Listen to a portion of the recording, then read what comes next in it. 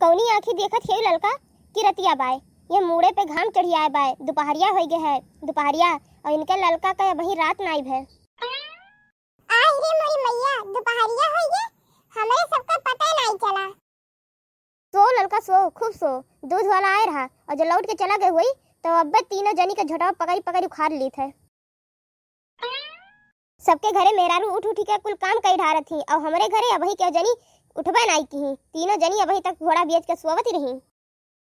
नहीं सबका बोलबो बूढ़ा हमें मोटका जिद्दी सोवत है उन्हें अबही नहीं उठायो सोवत है उन्हें नहीं कुछ कहत है और हमारे ही दोनों जनी के कहत है हमारे दो जनी के खाली कह पावत है। हे मोटकी भैंसिया उठ जा जल्दी से नहीं तो अब्बे डंडा लेके आइत बाय। हाँ नहीं तो सपनों में आए परेशान कह रहा थी बूढ़ा। उठ जाओ मोटका जिद्दी उठ जाओ सपनों नहीं हकीकत हुआ हकीकत उठ जाओ जिनका तुम उठ जाओ जल्दी से। अरे ललका सुबेर हो गए अब वही रात बा तुम आई के सोई जाओ। हां जिद्दी सुबेर हो गए हम उठ गए तुम उठ जाओ ये बूढ़ा खड़ी है नहीं अब्बा डंडा लेके मरी है। भैया बहनी लोग वीडियो को लाइक करें कमेंट करें शेयर करें सब्सक्राइब करें।